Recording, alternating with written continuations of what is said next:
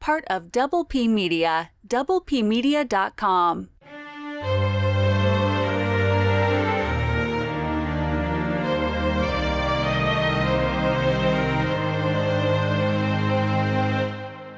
Welcome to Bustin' Blockbusters. That's Double B, ladies and gentlemen. It is a podcast where we cover all kinds of big franchises, but for the fall of 2022, we're specifically focusing on The Lord of the Rings of Power on Amazon Prime. And I am joined, as always, for these particular podcasts by a wonderful YouTuber. You can find her on the YouTube at Priscilla TV. Priscilla, thanks so much for joining us. Glad to have you here. Thank you for having me, and I'm also glad to be here. All right. Glad that you want to be here. Most people who come on these podcasts with me do not, but they suffer it anyway. We're talking about season 1, episode 3, Adar. I don't know if that was the proper pronunciation or not. I really didn't pay that close attention. Did I get it? Yeah. It was written by Jason Cahill and Justin Doble and directed, or is that Doble? I don't know.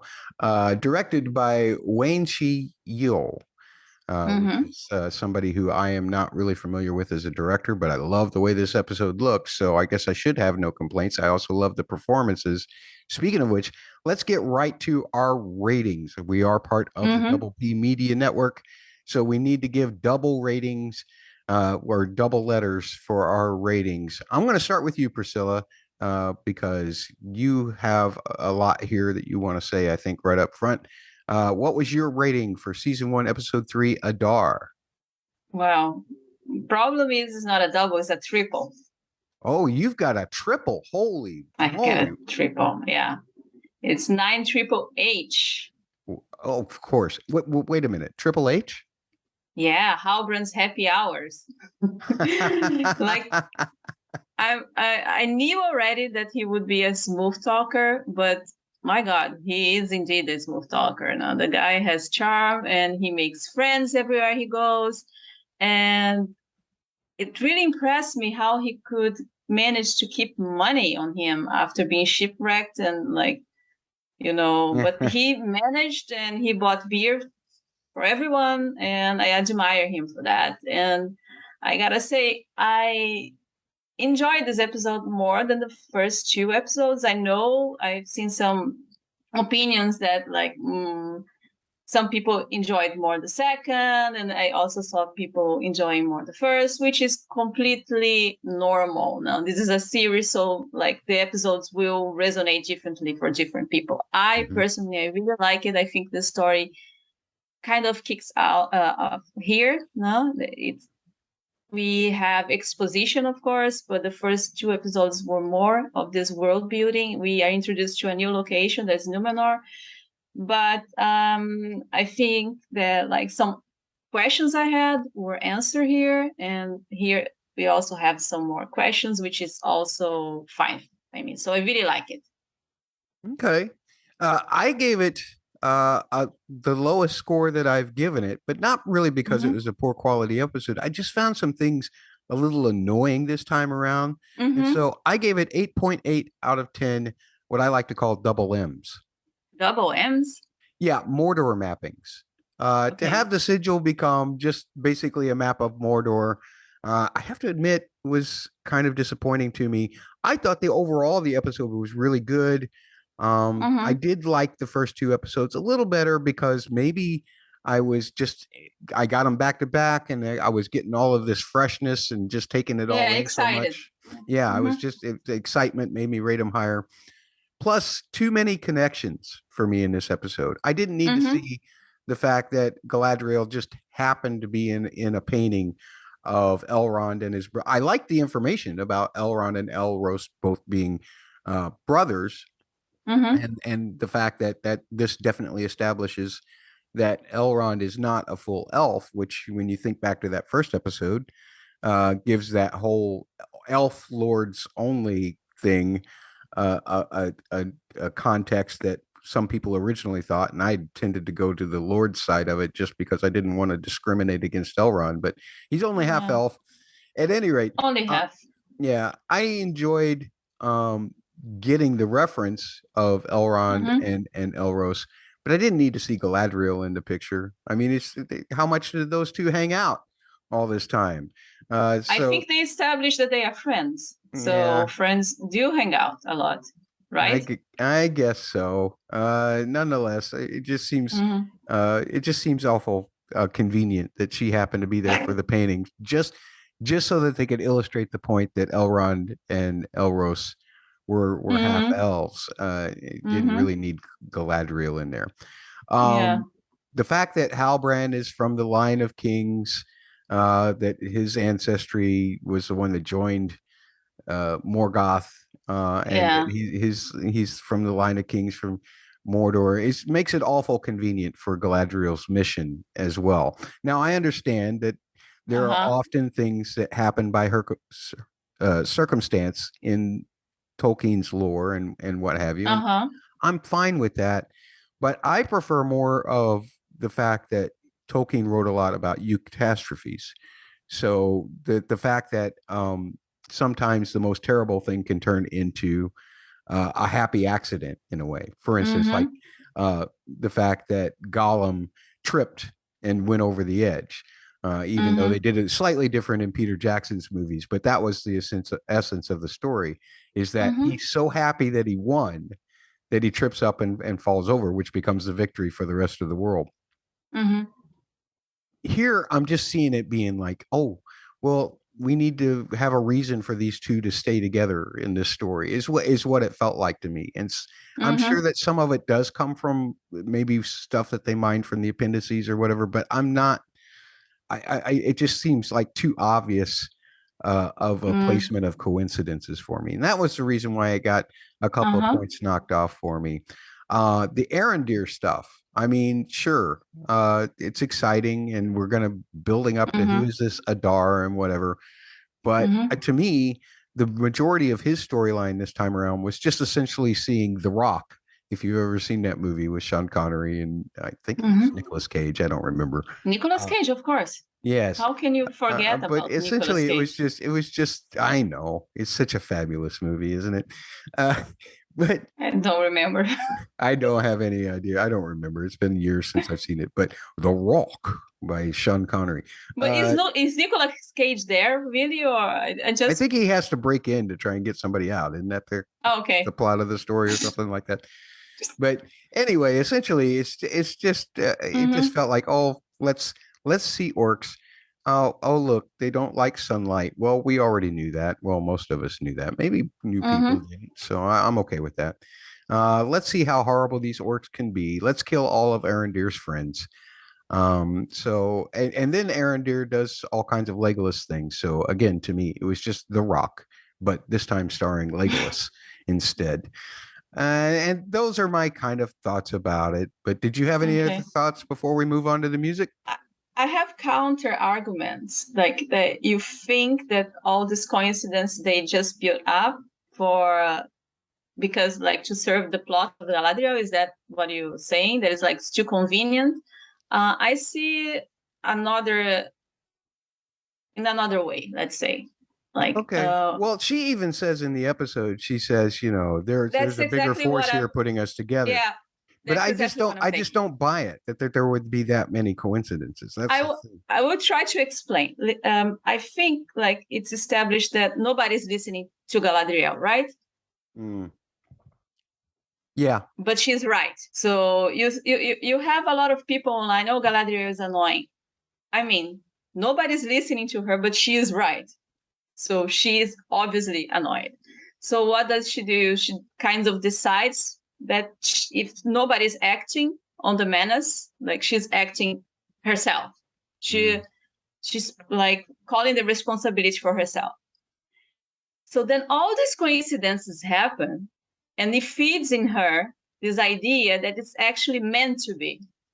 There's this divine intervention. So it feeds to her sense of duty, to her paranoia, and to also have frustration that people are not listening to her. So when all these things start happening, she's like, okay, I need an army. So she ends up in Numenor. And then she ends up with Elendil, who is a guy who has some contacts, not all the contacts, but he has, no?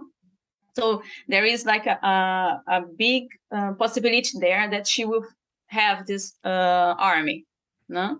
Because she wants to fight Sauron, but she doesn't have an army. So in Numenor, she might have one army. And then where Sauron is, she finds out that he is in the Southlands, that there is a plan for the Southlands.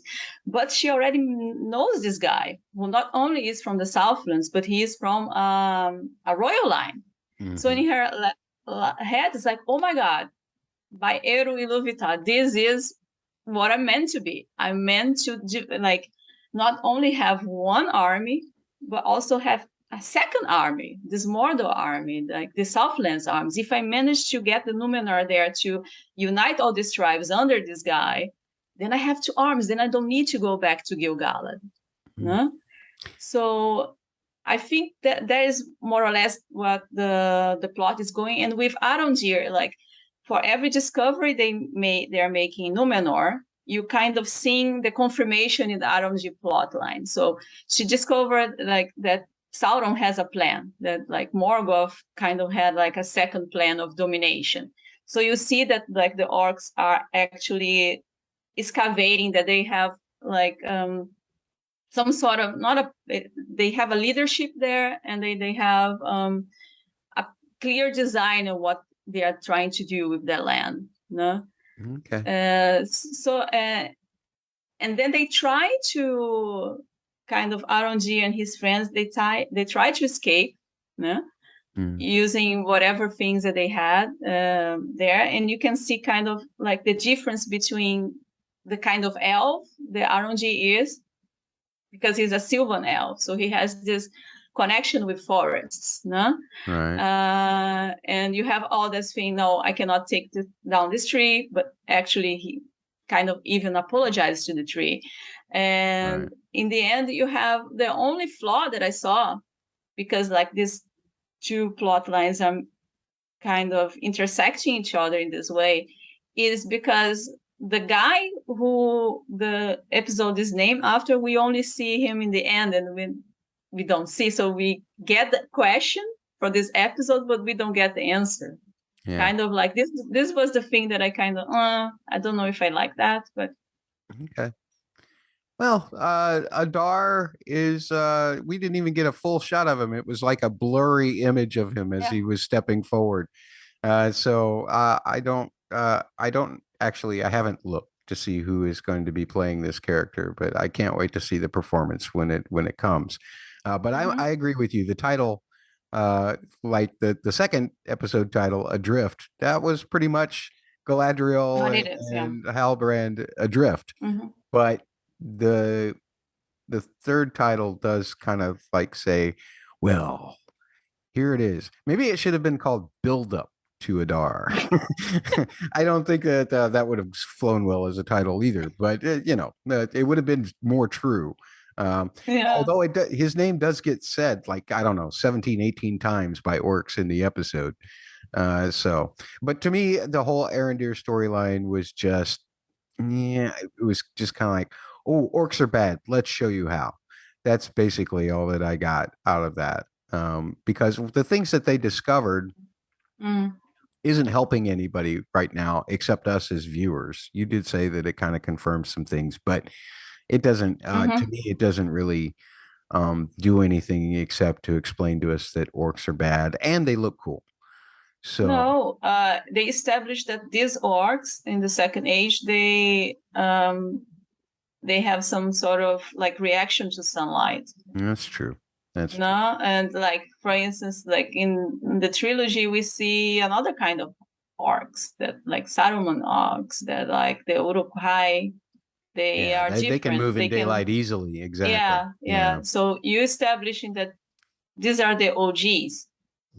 All right, I guess that answers that. So let me talk about something that I know a little bit better than this stuff, and that is the music of this episode. We're looking at the theme for Numenor that was all over this episode this time around.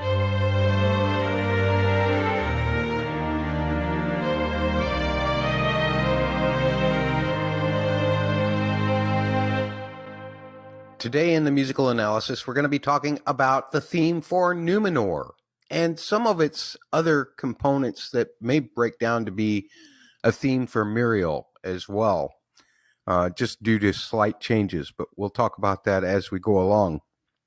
This theme is glorious, another great bear construction, not unlike the dwarf theme to me, which I know I still haven't broken down. I haven't broken down the main theme either, and I apologize for that. But this theme is a lot like the dwarf theme in the way that it is so powerful in the presentation of the voice, a timbre that's very important in this series so far. With the dwarves, of course, you had those low droning sounds of the voice a lot, which made it reminded me a lot of the old Tibetan monk kind of sound, which has often been associated with the dwarves. I think even Howard Shore used a little bit of that. Perhaps not, but maybe it's been used in other franchises regarding dwarves. That kind of low, manly growl thing. Here, full chorus of just glorious voice. Not in the same way that it was used for the elves for Valinor either. It's a different kind of timbre. It's just the mixture that's kind of lies right in between that low dwarf sound and that high elf sound that really helps accentuate a lot. The other thing that I really noticed at the beginning in just terms of creating a sense of power was the percussion in this. A specific rhythm of dun dun dun dun dun dun dun dun dun dun. Like there is a questioning phrase and then an answering phrase. In the answering phrase by adding that extra beat. I probably didn't sing it real well, so here it is on the piano.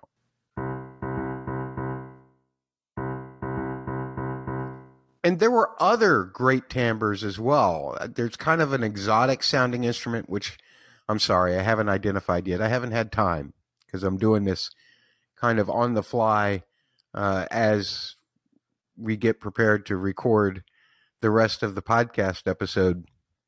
And I haven't really gotten a chance to break it down that much, but I have broke it down somewhat. There's that is exotic kind of instrument. There's the mixture of the brass, there's the mixture of the strings, and they all play their different roles in different parts as we go into the city itself or go into the bay, I suppose. And this theme was used a lot in this particular episode. We hear it as Elendil's ship comes into the harbor. There's a brief kind of pause where there's still some music, but it's not really related to the Numenor theme, as Galadriel and Halbrand are having a conversation about the history of Numenor and its history with the elves and kind of the breakup with the elves and all of that. And then it returns when they go to the palace while they're still approaching it. And we see the palace and the great tree of Numenor for the first time. And then when Míriel mentions that Numenor paid for that island after Galadriel accused him of it being given to them by the elves, but they had paid for it in blood, a minor version of that is heard. And I'll get to that in a minute. But first, I guess we really need to look at the melodic shape and the harmony that is employed. So the full theme, as best it can be done on the piano, sounds something like this.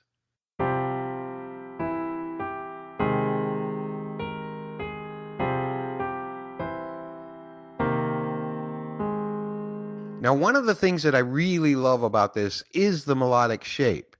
It kind of dips down just a little bit, then back up, then back down, and then up higher, and then this big drop an octave lower.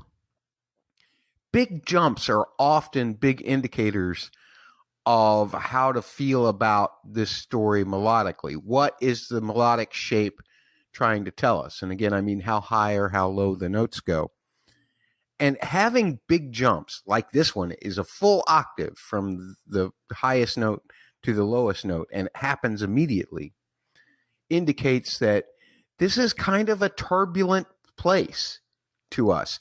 It also indicates that this is a society that is capable of great highs and great lows.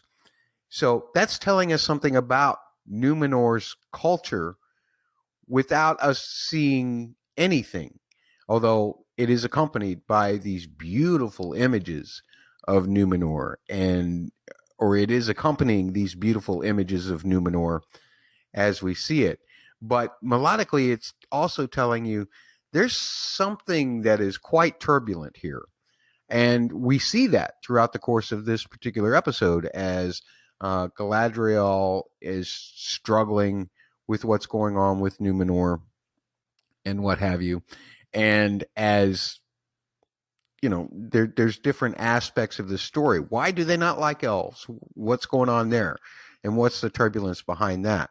And a lot of that centers, again, around the variation for Míriel. But one of the most amazing presentations of it, of course, was also as Elendil takes Galadriel to the Hall of Lore, the horse riding sequence. Just beautiful. And again, it gives us this big epic version of it that goes along with those epic landscapes that we see. I love that one because it ended with the Galadriel theme being played at the end. It was a nice combination of the themes. One of the things that makes that work, and also something that tells us that there's something not quite right about Numenor, is the harmony. And the harmony actually starts off on what we call a suspension, meaning that there's no third represented, but we have a note in there that makes us feel like we need to resolve it. And remember, major makes us feel more at ease, or makes it feel powerful, whereas minor tends to make things feel darker. And both are present in the harmonies in this. The key is listening to the third of the note. And you don't need to know these numbers, but by knowing the third of the note and how it fits in the chord tells you whether a chord is major or minor. And this line actually creates this chromatic sense also, which in its own way creates a little bit of tension. But the harmony to listen for is this.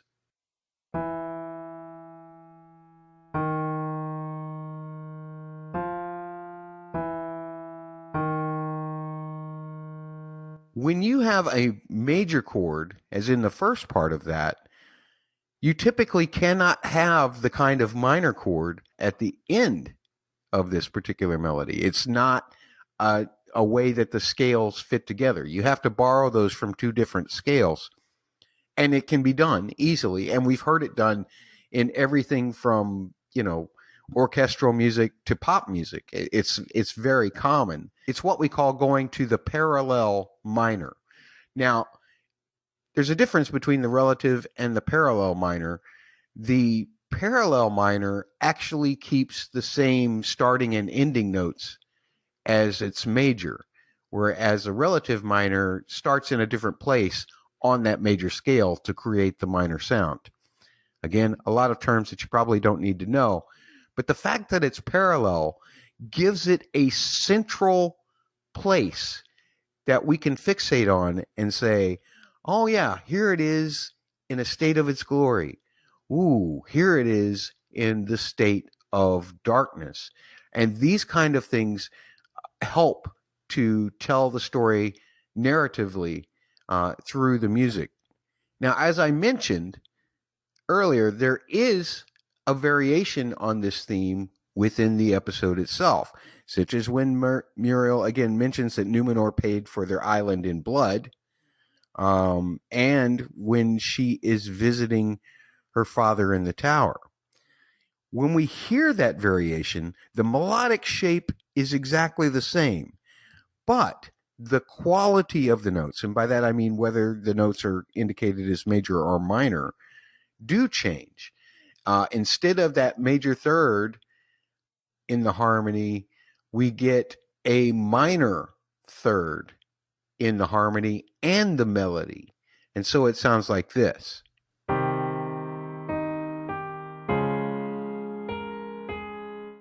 So now that we have something that is all minor for that theme, as opposed to some major and some minor, now we can differentiate that while Míriel may not be a bad person, we just really don't know that yet, she has some kind of dark secret that she is keeping. As she tells her father, the elf has arrived. Clearly, this is something to indicate that Míriel thinks that this is bad. And we didn't really hear the minor version of this associated with any of the landscapes that we saw or anything like that, only with Míriel. So for now, I'm going to call this the Míriel variation of the Numenor theme, specifically for her character or her character's purpose. I mean, we don't have enough information to decide anything else yet. But that's going to be the musical analysis for this time around. Thanks for listening. Let's get back to recapping this episode with Priscilla.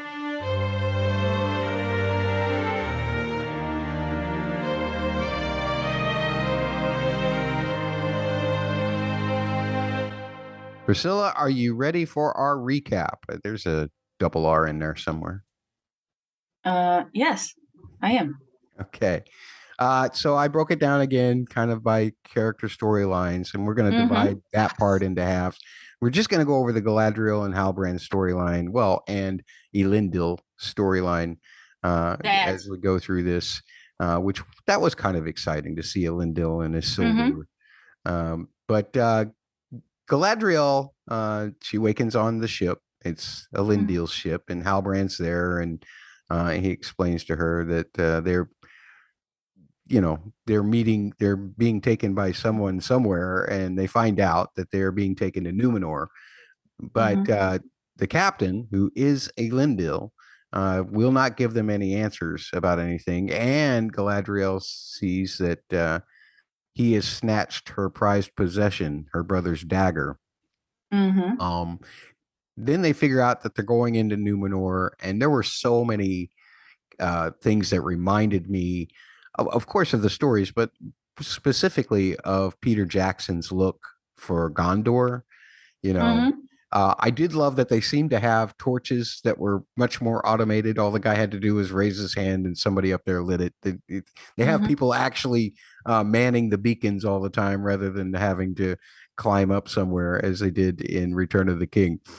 But nonetheless, I loved the beacons. I loved all of the statues, the faces. The Argonath is what it reminded me of. As they came down the river to Gondor in the Fellowship of the Rings, and then they are escorted through the port. And there's a brief moment in there where Galadriel kind of explains the history between elves and the Numenorians, and how they got along great to fight Morgoth. And then all of a sudden, it seems like the Numenorians said, "No, you are now persona non grata." Galadriel's very resentful of that, it seems. They are brought before this Queen Regent.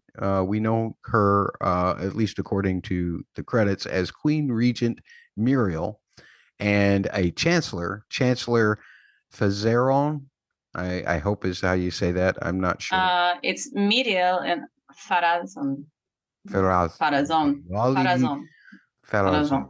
All right. Well, I'm not going to be good at that. I'm going to call it the Queen and the Chancellor from now on. Yeah, better. It does not go well for Galadriel in this first meeting. She's challenging the Queen. But Halbrand, of all people, is finding a way to do a compromise. He kind of gets it like, just let us stay here till you decide what you want to do with us. Galadriel's not happy about the fact that she's more or less a guest, but that really means prisoner. And one of the things that Halbrand does is he manages to give Elendil a hug of thanks, but he also gets the dagger back for Galadriel. So I thought that was good. That was a very good double H. Double H? Yeah, Halbrand hug. I want one of those. Yeah, you want a Halbrand hug? Yeah, like somebody hugs me and gives me something. Yeah. Oh no, you mean they from were taking it Elendil, away he from took. you. Yeah. Ah, okay. Oh, okay. No, I Yeah. wanted the other hug. You want to be the Halbrand hugger. No, you want to be the Halbrand. Galadriel. Yeah, you want to be Galadriel. Just getting the dagger back. Yeah. But anyway, the Queen and the Chancellor, they are not happy about the arrival of this elf for reasons which aren't really still being made completely clear, but it's obviously disturbing the Queen quite a bit. But she's also interested in Elendil himself, who seems to be a person who's been in the service on ships a lot of times. And we find out that he has a son named Isildur. Now, these names should be, at least Isildur, should be very familiar to people who have seen Peter Jackson's films.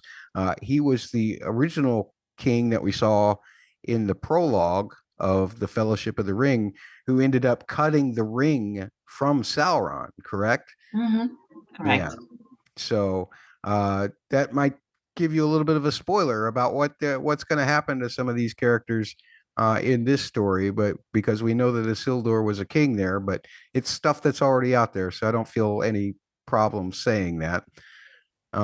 Anyway, after Isildur's training to become like his dad, I suppose, and after he has to he's on the ship, but he keeps hearing whispers from the shore or something calling his name, which is very strange. I'm not exactly sure what that's about. Did you pick up on anything that might be about, or was it just the fact that something out there is calling him to that place? Well, I think like the whole thing with this family is because they come from the west of the island, right? Of Numenor. The western shores, yeah. Yeah, so maybe it's like it's been calling to him, like to return, because they are no longer there. They left. Okay. Maybe. And like just to a quick lesson in geography, if you're like west of Numenor, you are closest as a mortal can get to Valinor. No, you're like in the limit.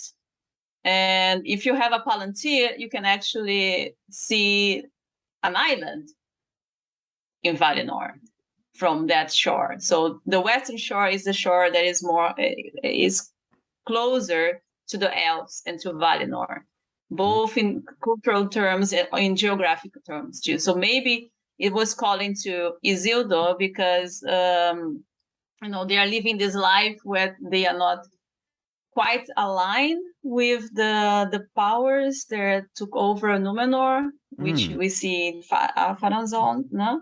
That they are against elves and stuff. So they are trying to keep low, not declare themselves. Maybe this is Isildur's like inner desire that he wants to go back to the West, more or less, and align himself to this other culture in Numenor.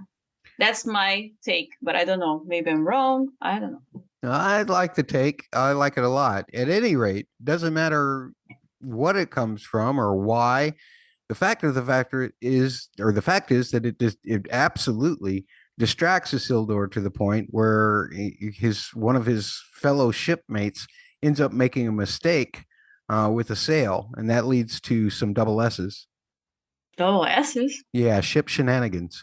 But Isildur saves the day, and after they complete the exercise and come back out on shore, and Isildur's friend is getting an absolute chewing. Doesn't look like he's going to make the cut of these people being trained at the rate that he's going. But Isildur's sister, Eärien,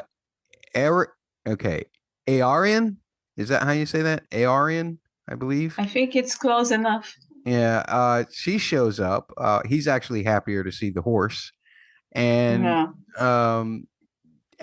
back at the palace, Elendil, their daddy, is being accused by the queen of being a friend of the elves.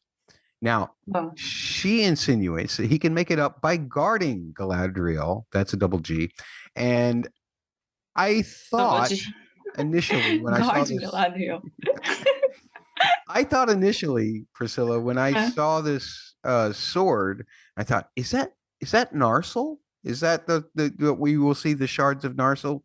But I looked at a lot of pictures from Peter Jackson's films of Narsil, and the pommel doesn't seem right. Like the very end of the pommel seems different than this one. So if it is supposed to be Narsil, then I don't think that they've made the connection visually yet. But I did ask just because we happen to know that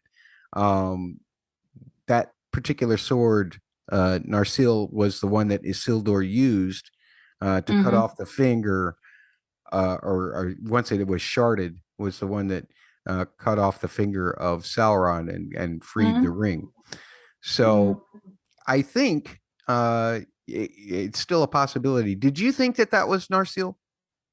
I don't think they can make like such a close visual connection like with the Peter Jackson movie for legal reasons. So this might be the future Narsil. This might be. I don't think it is now. Okay, in this universe, in this Amazon universe, it might be.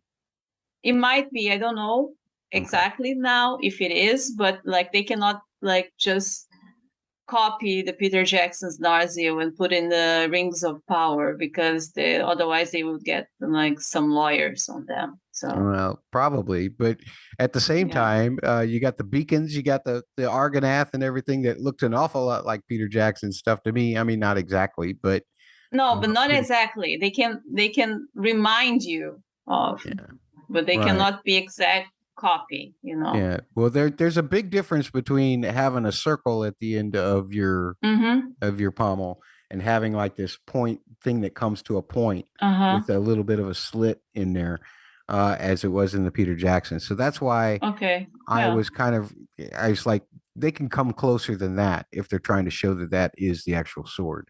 That's the only reason. All right. Yeah.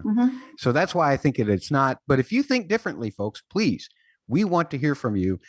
Tweet to BustBlockbuster on Twitter. You can send emails to mattsaudioblog@gmail.com, or you can leave comments at the website, mattsaudioblog.com. Don't forget that we are part of Double P Media, and our videos show up on their YouTube. Search for Double P Media, the word double, the letter P, the word media.com for all of the links, or you can go to youtube.com/c/ the word double, the letter P, the word media, and comment on the videos there. And we will include your feedback in our podcast from there as well. So, moving on, naturally, Galadriel is not having anything about being a prisoner, so she escapes pretty easily. I thought that scene was a little bit comical, the way she's dancing around on roofs right above the people who are looking for her. And then she's trying to scope out a boat because she needs to get back to Middle Earth, evidently. But Elendil, who has been assigned to guard her, finds her immediately. He's a pretty smart cookie. And he is going to reason with her. And he even speaks Quenya, which is, or Quenya, however you say that Elven language. I'm not good at that stuff. But he speaks to her and tells her there's a place where she can find some of the answers that she's looking for, called the Hall of Lore, and it's only a quarter day's ride away. All he had to do was mention horses, and Galadriel's in. She likes horses. Yeah. But Matt, the thing is, I don't think he's guarding her. I think he's guiding her, you know, like the whole thing with Míriel. Míriel, of course, like she's playing a double game there. No, because the court has been of disposition against elves, but her father is not. And her father was deposed, and she is officially in with the crowd, but she makes sure to go talk to Elendil in private, and she's grilling him to see which side he belongs, because he's keeping low, even though he's from the West Shores, he's keeping low. No? And then when she figures out that he's not as against elves as the others, she gives him this idea, oh, can you please take a look at this prisoner? Because if you take a look at the prisoner, you don't simply get a couple of horses and go travel, right? Okay. If Galadriel was indeed a prisoner, he wouldn't be traveling with her. So it's more or less, okay, can you guide this elf? Can you make sure that she doesn't do or say anything bad, keep low, but like see what she wants? That's what I understood from this. Because we have the confirmation in the end of the episode, more or less, but this is more aligned to what canonically this queen is about. Okay. Because canonically, she's not even a queen. She was a heiress to the. She's just a regent at the moment, according to her title in the credits. So, which is explained after they get to the Hall of Lore. Elendil says that that her father is not dead, that he is in fact just been deposed in some way, and is in the tower, and that is who she is speaking to at the end of the episode. Yes. All the while that Galadriel's doing some fun horseback riding, Halbrand is looking for a job. He doesn't really want to go back to Middle Earth, evidently. He wants to become working with steel. He thinks that he's pretty good at it, but nobody will hire him unless he has a specific crest proving that he was part of the guild or something, I'm assuming. Yeah. So he needs this crest, and lo and behold, in Halbrand's happy hour, as Priscilla called it, the Triple H, he discovers someone who has such a crest, and so he becomes friendly, buys everybody around. He's got endless pockets. I thought he might have some money in that little pouch of his, but I don't think he had enough to pay for 2 rounds for everybody the way that he did. So there you go. That's one of the things that seemed interesting. One of the things, though, that you can think about, and I don't know how much his lineage is known, but perhaps the fact that we now know that he does have this lineage as a former king, maybe there's some Swiss bank accounts that he can access from anywhere, like Numenor. He can say, I'm blah, blah, blah, blah, blah, and he just kind of gets a forward. No?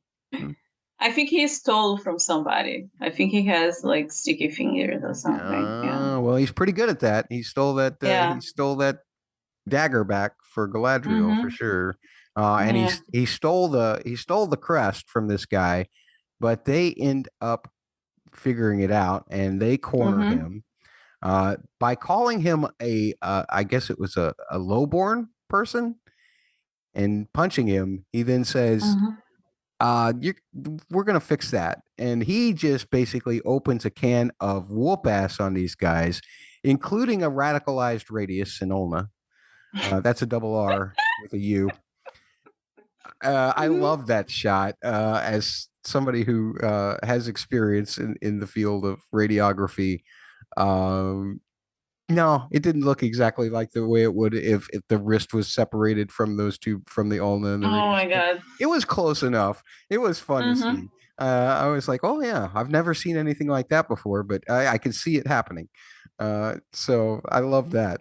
At any rate, he doesn't get away from the police. So the police come calling. No defunding the police in this episode. It's guards. They are not police. I think they are guards. Well, whatever they are, they end up throwing him in jail. Now, we find out as Galadriel goes to the local library. That's a double L. She goes to the local library and requests a couple of books. And guess what? That particular place was established by Elrond's brother, Elros, establishing that they are both half-elves. And I'm not sure of which elf was the mother, or which race was the mother and which race was the father, because I haven't looked that long into the lore. They were both half-elves, actually. Okay. So Elrond and Elros's mother and father were both half-elves? Well, technically, yeah. Like the mother, like her father was a half-elf, technically. Okay. All right. And the father was Like this, the father was the father of the father, the grandfather of Elros and Elrond was a man, and the grandmother was an elf. Wait, is this the Baron story? Family. No, the Baron story is from the mother's side. Okay. Well, I'm confused now. Here's why I'm really confused. If these guys' lineage is so disseminated across several generations, then how the heck is it that Elrond gets invited back to Valinor? Well, it's like a matter of choice. There is a lot of things, like if you pay attention to the lore, many things are matters of choices. Like the Vala seldom would just impose things on people. They would just tell people basically the rules are this. Are you going to follow the rules or not? Then you have to choose, and if you choose not to follow the rules, then you face some consequences. So, but they don't force you to do something. So basically, this is what happens to Elros and Elrond.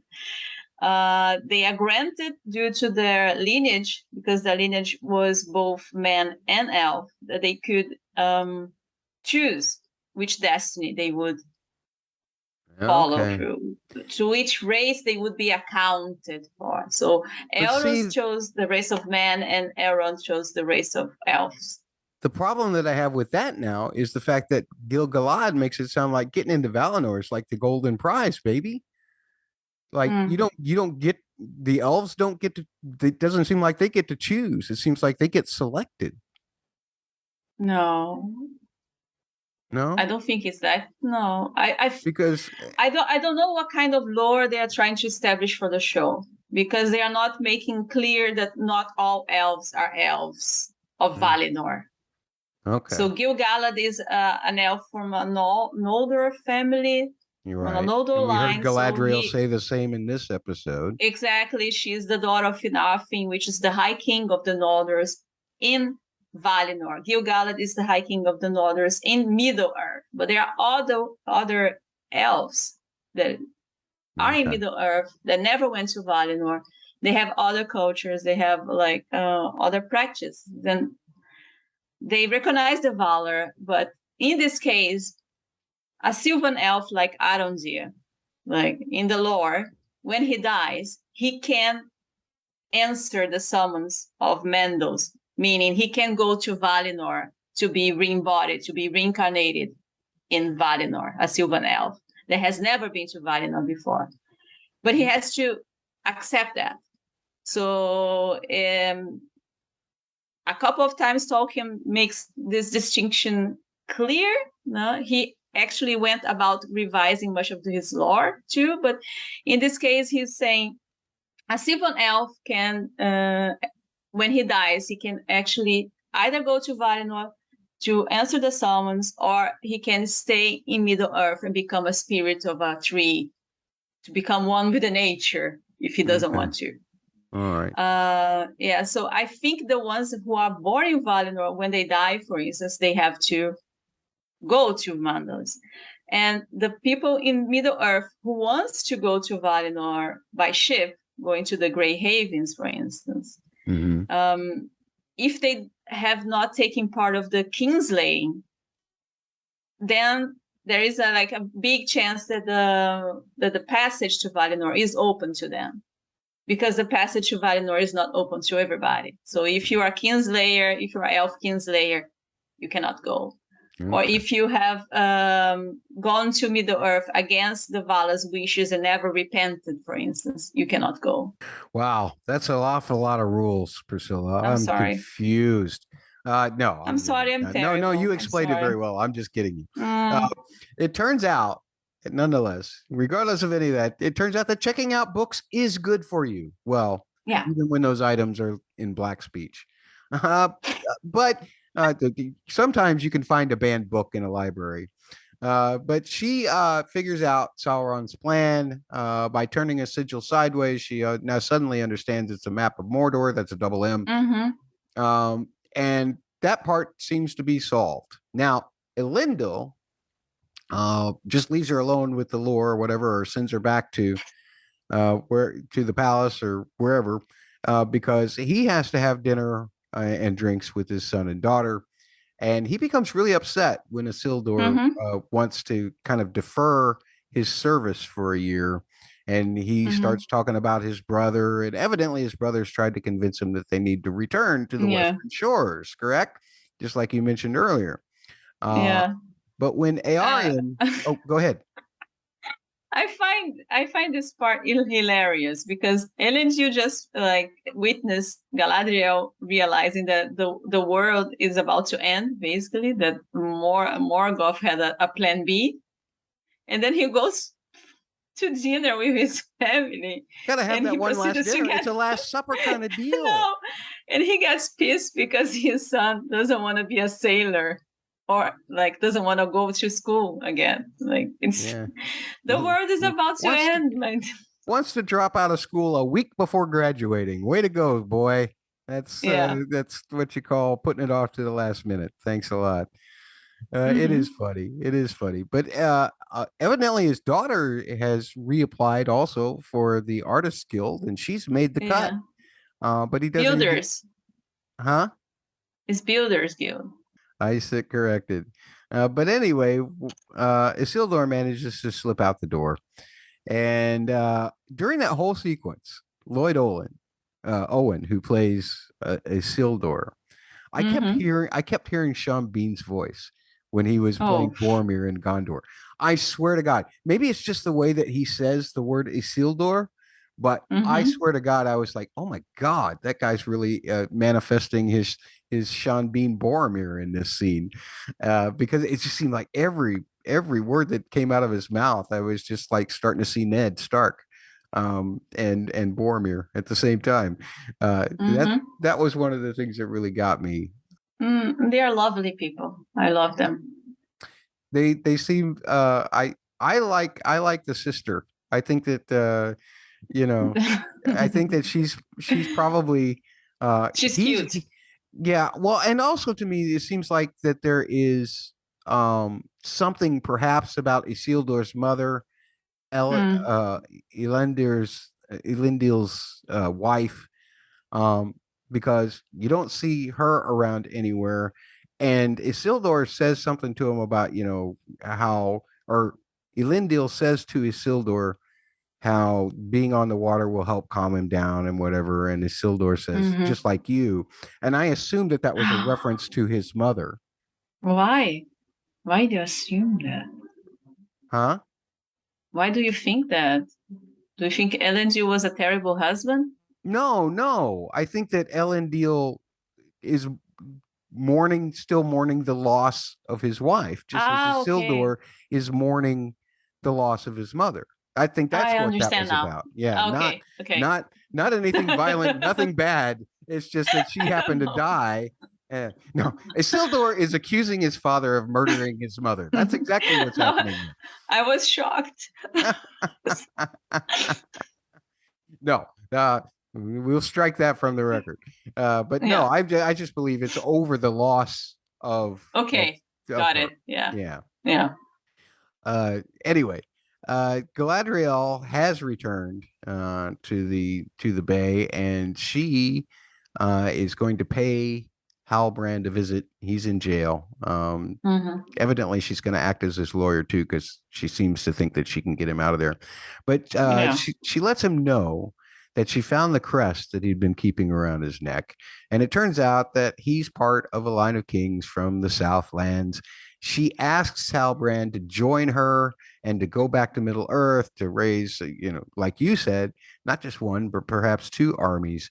And Míriel, however, knows something about this prophecy, or a prophecy, or something that involves an elf arriving. And evidently she feels that elf is Galadriel. So she goes to the tower where her deposed father is and tells him about it. And so just by saying the elf has arrived, or whatever that she said. So, that's a lot of Galadriel's story. Yeah. Any other thoughts about this part of the story before we take a little break for what's worse? Well, I think the the thing about this possible prophecy. At first I didn't understand much why it was there, but maybe it's connected. Maybe, who knows, Míriel's father has the foresight. Maybe that's why they chose to go in this route of him being deposed and she being the regent. Maybe that's what it's all about, that the guy saw something and they came up with this strategy to calm people down in the court. But I don't know. I don't like prophecies like this, used this way. Like, okay, this is like a sign that something very bad is happening because this person arrived.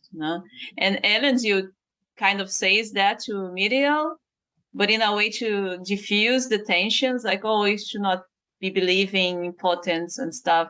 But then they return back to this because it's like it's a sign of the faithful. It's a sign of you being a follower of the Valar and a friend of elves, to believe in this kind of things, So it makes sense that her father would believe that and her father would tell her that. But I don't know if you call this a prophecy, I will be a little bit unsure, because to me, like, well, it seems like perceives foresight. it maybe we should say more as an omen. Yeah. And then a prophecy. Let's take a little break before we start the other two storylines. We've got two what's worse questions for this section of the storyline. What's worse? Priscilla, you will pick a question here, read it to me. I will give my answer, and then you will have to argue the opposite answer. You pick the question first, and then I'll take the other one. Okay, Matt, so what is worse? Like finding a forbidden elf on your voyage and having to bring her into your boss, or having a son who wants to drop out of school a week before graduation? Well, obviously, and I mean super obviously, having a son who wants to drop out a week before graduation is the worst. I mean, I'm going to take your example from last week and say surly sons are bad. And this son is being surly. That's a double S. And I feel like that's the worst possible thing. Imagine the graduation party that Elendil has planned. He's got relatives coming in from the north or something like that. He's made all of these plans, and Isildur just wants to blow it up over a whim. He's a draft dodger. He's a double D. He doesn't want to go into service. He doesn't want to do anything like this. He just wants to go and sit on the western shores and listen to whispers.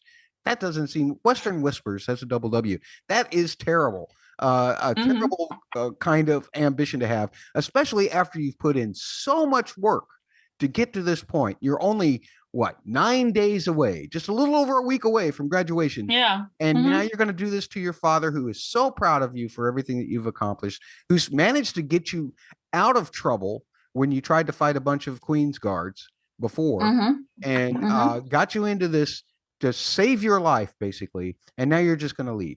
What a disturber this young man is. He is definitely worse.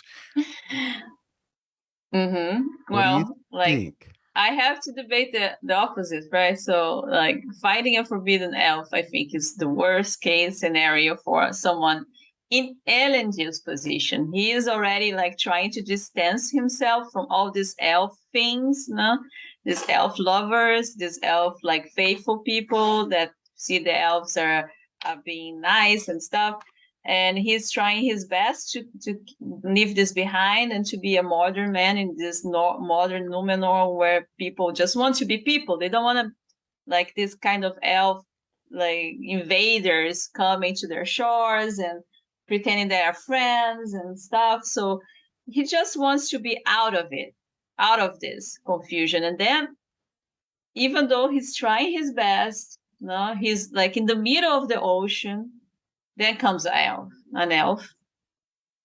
It's like trouble. It's trouble. And he has to take this elf to the island who hates elves, that and that hates elves. And the queen hates the elf. Everybody hates the elf. And at some point, it's too much. It's too much for him. He has a lot of problems with his family that he has to contend with. And the elf is just a cherry on the top. Exactly. That same family that he's having to contend with that is destroying his chance to throw a great graduation party. Not only that, but Elendil absolutely has to think that he really rues the day that he first heard the phrase, "The sea is always right." I really like this phrase. I really like it. All right. So, folks, we're going to let you decide who's right and who's wrong here. We're going to put this poll on the Twitter. That's at BustBlockbuster on Twitter. But before we get back to our story, we do have one other question to address here. And I'm going to pose this one to you, Priscilla. What's worse, discovering your BFF is a lost prince, but from a poisoned bloodline, or being stuck on an island filled with haters? What's worse, Priscilla? I think, like, you think you have like a lucky break that perchance you met a prince, but and it's very convenient that you met this prince. He comes from this kind of place where you have plans to go anyway. You have plans to vacation there, and you would be willing to spend time with this prince there. But then you find out that actually he's no longer a prince technically, because his family is no more. And second, his family has a history with siding the enemy. Not only with siding with the enemy, but like having a blood pact or something, an oath. Like it's kind of complicated. I think he's a prince with a terrible bloodline, and so it's a shock. First, you think that you're very lucky, and then you realize that actually this is not lucky at all. This guy is trouble. And it's possibly not even worth it, I would say. So I think just by the shock of it, I would say it's the worst part. Yeah. That's interesting. That's interesting. And a very compelling argument, but you're completely wrong. And here's why. Of course. When you're being stuck on an island filled with haters, there is no escape. This isn't Twitter, ladies and gentlemen. This isn't something that you can just turn off or delete your account and never deal with again. Everywhere you go, you have to hide your hair. You have to hide your ears with your hair just so that people will not look at you with hate. It's an awful feeling. Stop the persecution. This is like a bunch of people picking on a kid on Twitter or something. Don't do it. Except she can't turn it off. Hell, they're lighting beacons to say, "Oh, elf coming. Look, here's our distress call. We're putting on the beacon because it's an elf." Actually, I don't know. That's why they did that. But it doesn't matter. It makes for my argument. Being on an island where you're hated by every single inhabitant of the island is like being a U.S. tourist and going to St. Thomas and meeting the locals. Well, that's a great argument. Let's look at last week's. I'll tell you what, folks. We'll put that one on the poll as well, at BustBlockbuster on Twitter. Priscilla fared very well with last week's polls. For the first question that we asked, what's worse, being gifted an all-inclusive trip to Valinor, which is the last place that you actually want to go, or having your subordinates rebel against you when you just find what you've been looking for? So, Priscilla, I believe you argued for the Valinor cruise. And I think the thing that probably swayed most of the audience was the fact that this all-inclusive trip, you didn't see a single thing of refreshment or anything being offered to these elves. It's terrible. It was that is kind of sad. What the heck does all-inclusive mean? A place to stand on a boat? At any rate, 62.5% of the audience that voted agreed with you. So victory for Priscilla. Thank you on that one. Let's move on to the other two storylines in this particular episode of Lord of the Rings, The Rings of Power.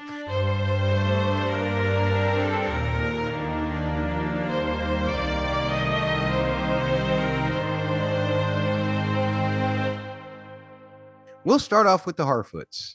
The Harfoots are having a festival, and I'll just call it the "We're leaving. Nobody goes off the trail. Nobody walks alone" festival. Marigold is worried that they're going to get left behind because of Largo's foot. Now, I want to pause here for a moment, just to give a little bit of my perspective of being a Harfoot hater. Harfoot haters. Yup. Oh my God. Okay. All of these Harfoots, all they do is dance around, Priscilla. They just dance around and say silly sayings. That's a double S. And they play pranks. That's a double P. The pranks like, fireweed in the toe cream. You can't do that. You can't put fireweed in a toe cream and then have serious rules that you have to follow about strangers and that kind of thing. When all of your songs are about follow the path, don't do this, don't do that. It's just silly. What's the point of being joyous about any of that? It's so hypocritical. So that's my Harfoot hating. Do you have anything to hate on the Harfoots with, or an argument against me? No, look, I really loved the silly song. I didn't expect to. Yeah. I actually expected to hate, but I really love. And the fact that it is actually sarcasm. Because they do leave people behind all the time, actually. So it just killed me. I was laughing so hard. It's like they are singing about not leaving everybody as long as behind. you stay on the trail and you keep up, then you're not going to get left behind. Unless a mudslide happens or something like that. No, but listen, Nori didn't break her foot, so she could probably go, but they are going to leave her behind too. Just because of her father. Yeah, that's true. And they keep like, yeah, we don't leave anybody behind. Da, da, da, da. It's like, it's such a lie. Yeah, I love it. I love that they have this kind of community where, like, if you cannot be 100% all the time when you are migrating, they don't care. They are going, and you should be able to fend for yourself with your broken foot. Amazing. Good. Yeah. Well, you can't wait on the caravan can't wait on you.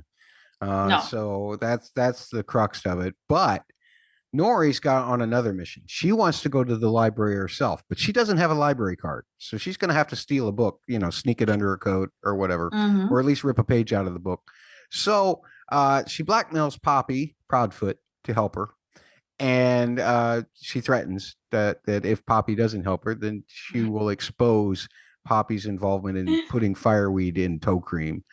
But she goes in to get the book. She finds the page that she needs, but Sadak returns unexpectedly, and Nori dives under the table, which just conveniently happens to have a blanket on it to completely cover her up. And then, of course. And then Poppy does some quick thinking, tries to distract Sadak while Nori is trying to find the page with the hand, and she's that was a pretty funny sequence to me. It's like, so you're going to be coming all right, and don't get left behind, and all of these other things. That was so funny.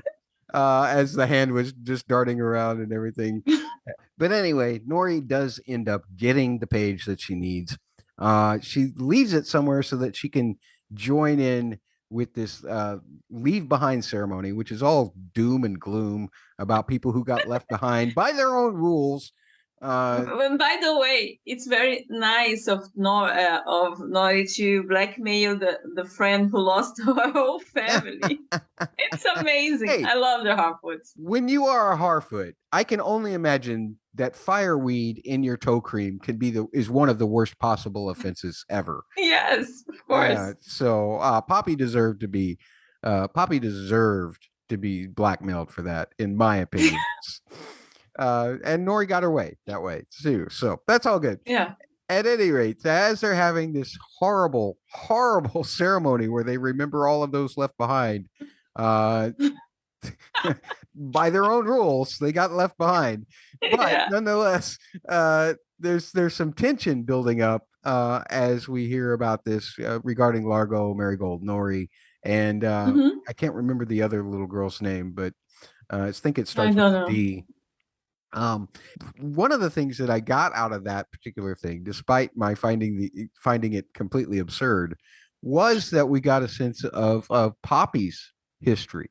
Obviously, those were her family members that got caught in that Mm-hmm. mudslide, and I was very saddened by that. I Yeah. felt bad for Poppy in that moment. Then the stranger comes in. It's kind of like the drunk guy that crashes the party and then just knocks over the food table. He comes in and he sees this paper and he realizes, oh, this is home. This is home. And he wants to see it better. So he tries to hold it close to the fire, catches it on fire, causes a big stir, knocks tents over, knocks all kinds of carts over, and then ends up getting covered up. And then when he comes up, he looks like this huge monster to all of these Harfoots. And and then he sees Nori. And of course, he says her name. It's the only word that he Yeah. can say that he knows. And he's looking to her for help. And this completely calls Nori out. All of the things that she's been hiding. That Mm-hmm. dastardly Harfoot. She's been so hiding and everything. But Sadak wants to forgive her after he threatens that she could get left behind. Her whole family could get left behind for this. No, you're forgetting the caravanning stuff, which is amazing. I love this. Okay, you tell me about the decaravanning. Now remember that if you go against the rules of their community, which is basically you cannot bring strangers to the community, you cannot do this. Okay. Then you risk being decaravaned, so basically shunned or not left behind, getting kicked out of the clan, basically. Never to return. Never to return. Just like those people in that poor mudslide.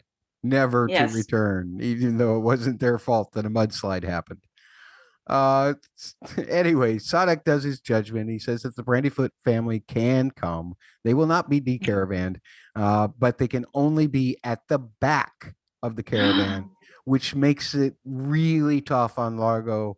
How the heck is he, with his broken foot, going to be able to keep up? Marigold is really angry at Nori about throwing everything into the wind. She just rants and raves on her for a couple minutes, simply because now they might get left behind, and it's something that no Harfoot wants to get is left behind. Would they put now, if they had been decaravaned, would their names go into the book that Sadak reads from? What do you think? No. So they don't even get a mention in the book. I think there is a distinction being left behind and being decaravaned. If you're being decaravaned, it's because an action that you did led you to be shunned by the others. If you're being left behind, it's just like, oh, I'm sorry, you cannot come. Choose. Goodbye. Oh boy. All right. So decaravanning is excommunicado. No more. Yes. The most extreme of you can't even come back to the group ever.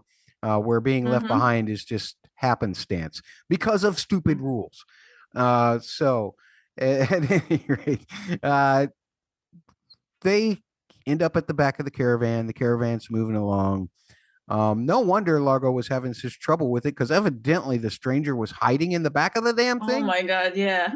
I mean, try to make matters worse, but then the stranger pops out and he says friend, which is, I guess, the other word he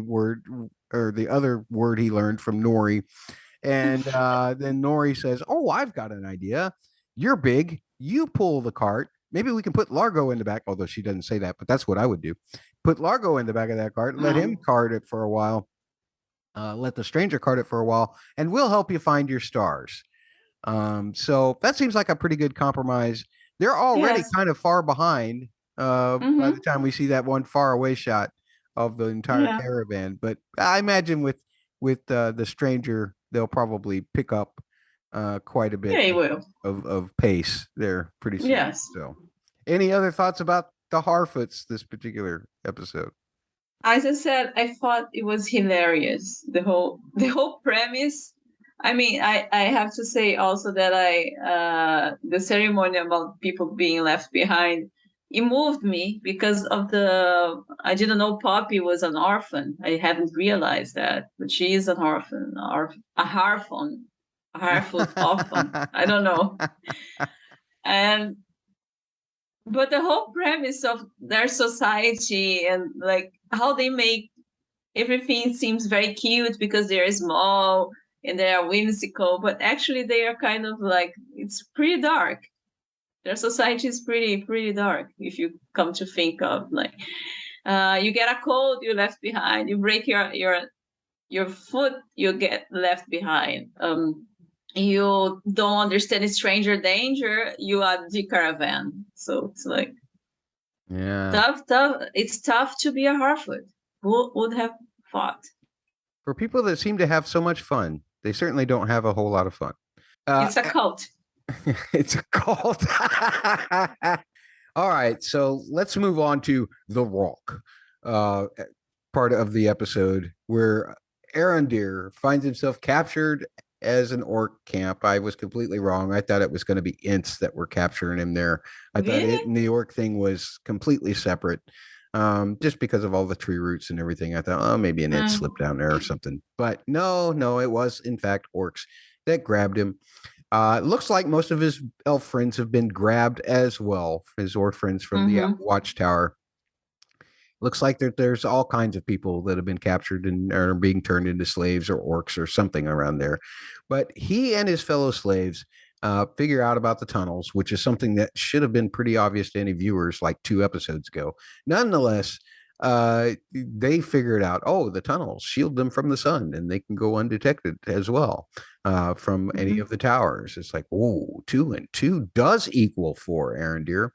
But we also find out that their leader is Adar, who Revion, I believe, was the kind of the commander of that elf troop.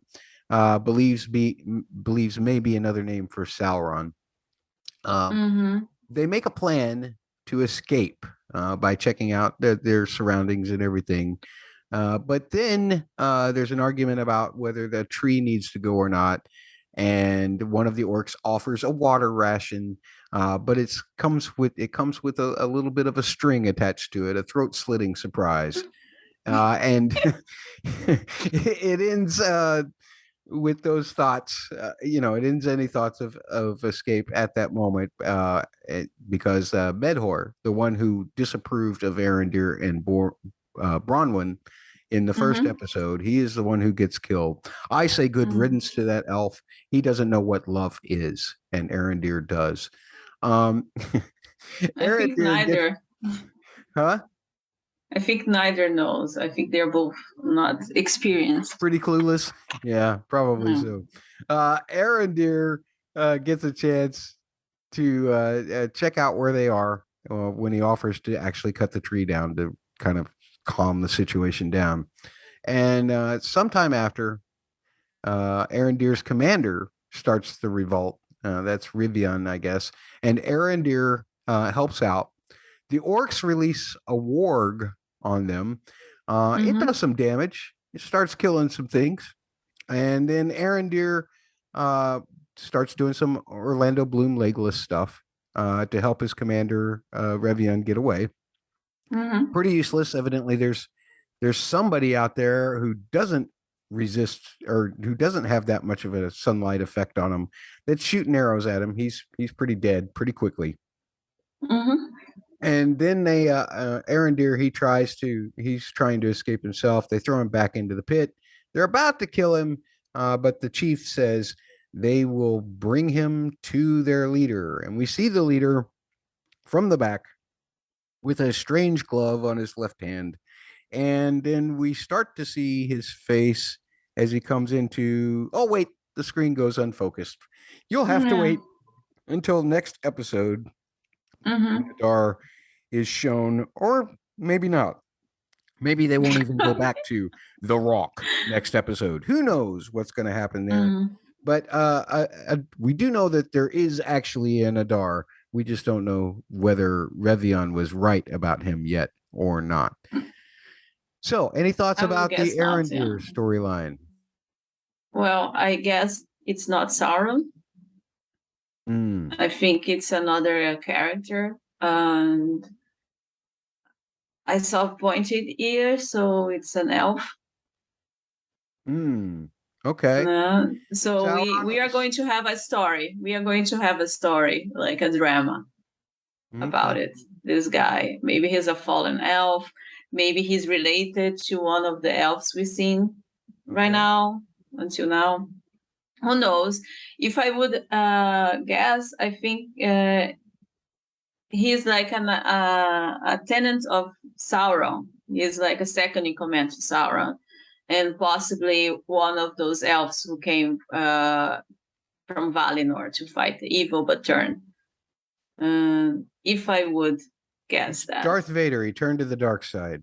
Yeah, I think this series, like in this episode, Halbrand, he gives these vibes that he is going to become a prince, and then Galadriel will go to all this trouble to give him a kingdom, and he will go, instead of becoming a good king, he's going to become the witch king. Maybe it's going to be one of these instances where you think you're doing a good thing, helping a friend, but actually will backfire. In this case, will backfire to Galadriel, possibly. That's what I feel the story is going forward, unless Halbrand is one of those guys with a heart of gold, but like with terrible methods, because he doesn't seem to be very ethical. Let's be honest here. And we have this Adar. If he's an elf and he's an elf from Valinor, for instance, then at some point in his life, he was an elf of the light who turns to the darkness. So and you have Teo, like Browning's son too. I mean, that guy, that little guy, he's surely like a Sauron lieutenant in training, I would say. So wow. that's what I feel like. But maybe like they are throwing some red herrings for us to think that the story is going to go this direction, but not. But honestly, I feel that we are going to see some people being deceived. I keep thinking about Celebrimbor, that he needs this like forge, this tower, to be ready by spring. And I keep thinking back, why spring? What is wrong with that? So there's something kind of fishy about that, having a hard exactly deadline. There's a lot of things fishy about people that they keep this facade, and you don't know exactly who they are, and they have stories with their families, like Halbrand, like Theo, like Celebrimbor, and sometimes evil works in different ways in Tolkien, and sometimes it's a choice, and sometimes it's circumstances. So Celebrimbor case he was deceived, and maybe in Halbrand's case will be some sort of curse, or maybe in this other case was a choice. So maybe we can see like how you can turn evil, or you can serve evil through different paths. That's okay. All right. Well, these are serious questions to ponder as we continue to go through this series. But we have some other serious questions that we need to ask, like our second round of What's Worse. What's worse? And our second round of What's Worse consists of 2 questions this time around. Before we start, I will just remind everybody that Priscilla was very good last week. She beat me. And because she beat me at this particular question is why I took having a son graduating or leaving before graduation as my argument for an earlier What's Worse question, simply because she beat the crap out of me in this poll as well, which asked, what's worse, having a hot elf interested in you, but you are both unable to hook up, or to have your surly teenager son hide an evil broken sword under your floor? Priscilla argued for the surly son. That's a double S. And she got the vote by 60% of you voted for surly son. So Priscilla is completely victorious for last week's rounds of What's Worse. Not unsurprising, because I tend to argue pretty ridiculously sometimes. But now, Priscilla, I'm going to have you ask a new What's Worse question for these storylines. Okay, so this is a little bit torturous, but I think it will serve well. So having to welcome a strange and possibly evil man into your family because you broke your foot, or setting things ablaze depending on your mood swings. What is worse? That's pretty amazing. I think that there is so much instability in setting things ablaze, depending on your mood swings, because you just never know which mood swing is going to trigger setting things ablaze, because you don't understand this person. Why would they do that? What can I do to appease him and or her? And they're just going to set things ablaze anyway, because because they feel bad inside, or because they feel good inside. Who knows? It's just too unpredictable. That's why that's worse. Well, I would argue that what is worse is to have to open the doors of your family cart to a strange man who's possibly evil. You don't know, just because you're unable. He does to kill care fireflies, for your family. after all. Yeah, so you don't have the family is your treasure, right? Your family is everything to you. So you need help, and you have to accept this help, but you don't know which price you have to pay for this help. Maybe the price is too high because this person can be completely evil, and you would be helping evil.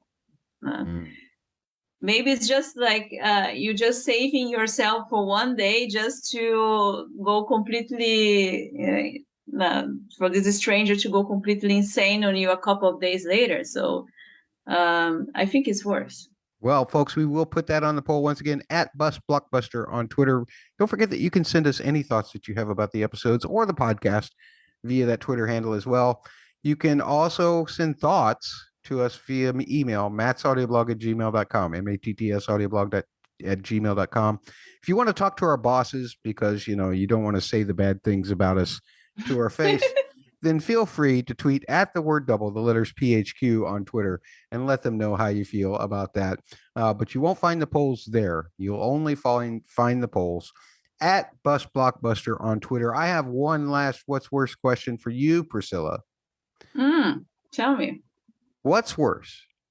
Trying to choose between the many, many, many, many, many, many, many words for death that Galadriel told us that the elves came up with, for each of your elf friends who have been killed in an orc pit or just outside it, or trying to help someone who just crashes your caravan party and causes nothing but trouble as a complication. That drunk guy, he came in, he knocked over all of our food. The barbecue is ruined. What do you do about that guy? So which is worse? I think it's trying to help someone who crashes your caravan party. Because this has some implications, not only for you, but possibly to your whole community. This guy is just there and you don't know this guy. And obviously he will eat your food, he will drink your water, and he will possibly not offer you anything in return because he's just crashing. And he doesn't even know how to speak your language. So it's you cannot even say, hey, dude, can you pay rent? No. Good argument, but you're completely wrong. And here's why. When you have to choose between so many words, I mean, Priscilla, you can appreciate this. You speak 50,000 different languages. Okay, maybe 5. But I say there are so many different words that you could intertwine within all of these languages to tell somebody that they're a jerk without even them knowing that you're telling them a jerk. But how do you choose which one? Which one is more accurate? The German word for mad is a jerk, or the Portuguese word for mad is a jerk? How do you choose that? And here we're talking about death. And Galadriel's told us that there's many, many, many words for death now that they fought in Morgoth. So for Arondir, this is a problem because obviously Médhor died differently than Revion. So do you use that as a context for the kind of word you use when you do happen to get out of there? If you happen to get out of there, if you ever get back to Bronwyn, what word for death are you going to use when you describe Revion's death as opposed to Médhor's death? I think that these are very important considerations, and language is always a problem. Everything is always about communication. People, if we do not communicate properly, how are we ever going to get along? And so this is Arondir's problem. And I believe that we should put this on the poll at Bust Blockbuster on Twitter. Be sure to vote for it. And as is likely, you will probably vote against me. Nonetheless, we'll move on to other subjects here. Oi, can we get the feedback out of the monitors, please? A couple of pieces of feedback, actually, from our boss, Bubba. Yeah, oh my God, our bosses. Yeah, bosses, they're always chiming in with their own thoughts about things, and sometimes you have to listen to them. So here's what Bubba said. I want to go to his comment on YouTube from the first episode first, where Double P put on our video covering episodes 1 and 2 of this series, saying that he enjoyed the first episode more than the second and found the tension at the end of the first episode wonderful. So for this week, he continues to say that he loved the first episode. The second episode had good moments and moments that he didn't care about. But this third episode was his least favorite of the 3. So much exposition and lore that should have been introduced in a natural flow of narrative rather than info dumps. The episode also featured 2 of my least favorite devices. The first one being, we spend a huge amount of time on why is an elf here? How dare an elf come here? We shall confine Galadriel to the castle. Literally, in Galadriel's next scene, she is free doing whatever she wants. Why waste our time with all of this? And the second convention that Bubba disliked was during the whole episode, the orcs are setting up this leader Adar, the big bad in that particular storyline. But it doesn't show up until the end. Why? Why are we dragging our feet? Get on with it. Having all of the orcs speak his praises doesn't make him a great foe in the audience's eyes. Seeing him do evil or doing evil things or seeing his power, that's what would make him a great villain. And we spend an episode not seeing him do anything. Arg! And I just want to make sure to tell the audience that this was all written in caps, so our boss was screaming at us, basically. Yes, he would. I tried to make it a little more friendly than the way that it was written. I think he just did that because he realized I probably needed it in all caps in order to be able to read it fairly clearly.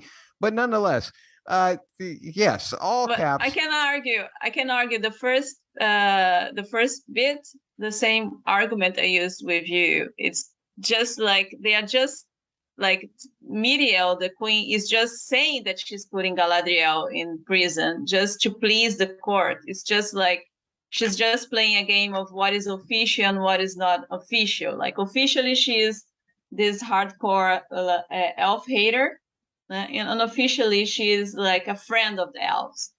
So this whole thing, why an elf is here? How dare you come here? And whatever. From her part, it's just theater. She's just like, it's just theater. Galadriel was never a prisoner there. It's just for theatricals.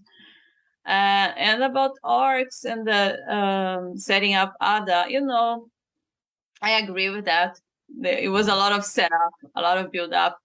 But coming from a fandom like A Song of Ice and Fire, where basically any thread that like J.R.R. Martin put, like some people would argue, this is just a head herring. No, so to the point where you have, the Jon Snow at the wall being the shield that protects men, and like Daenerys like having flaming swords like the dragons, and people they're still trying to argue like to this day who is the Song of Ice and Fire, even though we have like discovering like House of the Dragon. But it doesn't matter if the audience decides anyway that something is not a sign, that something is not foreshadowing, then it won't be. So basically, I think they are trying to hype this guy more like for the other characters. than for us. Yeah. I get that. I get that. We do have one other poll that I had put out earlier this week, which posed the following situation. The fact that Galadriel, when she was in the old Morgoth establishment, where evidently all of the orcs went and hid after Morgoth was defeated, she says a comment that this place is so evil that the torches give off no warmth. She says that in episode 1.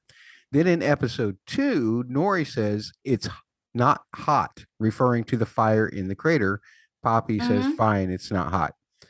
And because of this, do we wonder if we make that connection of the fire not being hot in regards to the stranger? Could he possibly be evil? So I asked, is the stranger evil or not based on this?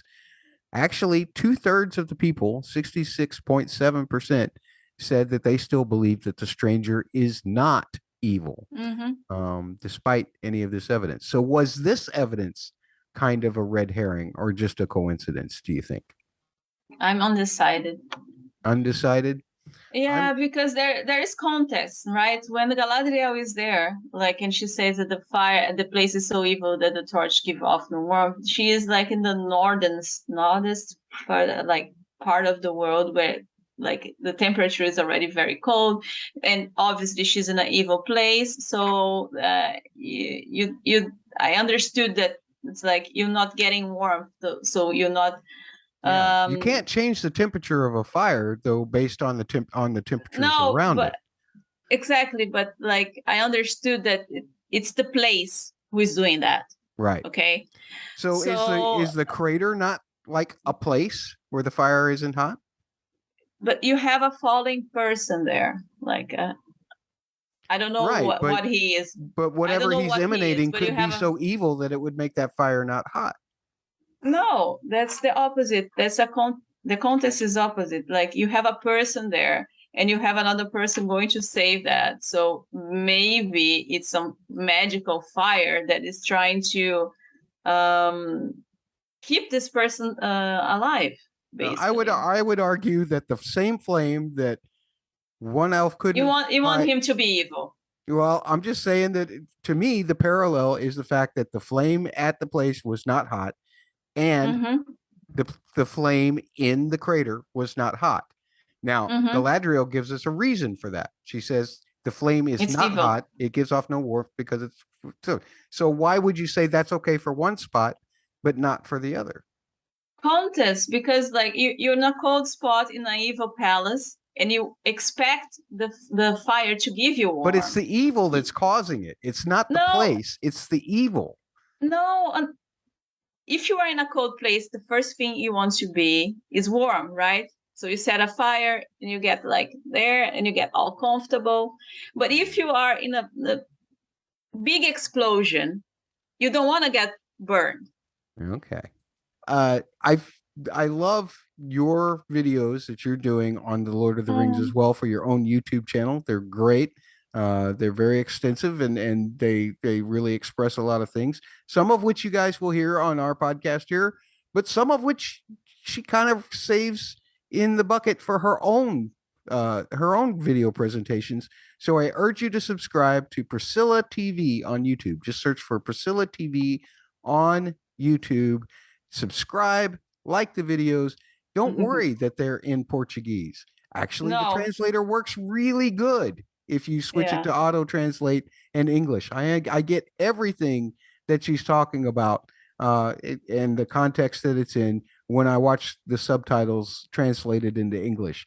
They're very good. They're very good presentations. Watch them. Once again, Priscilla, thanks for joining me. Thank you. Thank you for all the compliments. Wow. Let's see if I get better. We'll see you next time, folks.